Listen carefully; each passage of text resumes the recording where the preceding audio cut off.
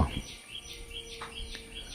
അറബി മാസക്കണക്കനുസരിച്ച് നാളെ കൊല്ലം പിറക്കുകയാണ്, മുഹറം 1.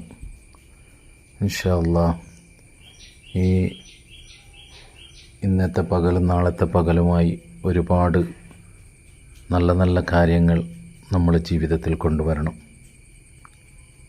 പരിശുദ്ധ ഖുർആനിലെ ആദ്യത്തെ വചനമായ ബിസ്മില്ലാഹിർ റഹ്മാനിർ റഹീം എന്നുള്ള ആ വചനം 113 പ്രാവശ്യം ഒരു പേപ്പറിൽ എഴുതി സൂക്ഷിച്ചാൽ അടുത്ത ഈ വർഷാരംഭം വരെയുള്ള എല്ലാവിധ ദോഷങ്ങളും പുറത്ത് നമുക്ക് റാഹത്തും ഖൈറും ബർക്കത്തും അല്ലാഹു സുബ്ഹാനഹു വ തആല പ്രദാനം ചെയ്യുന്നതാണ്.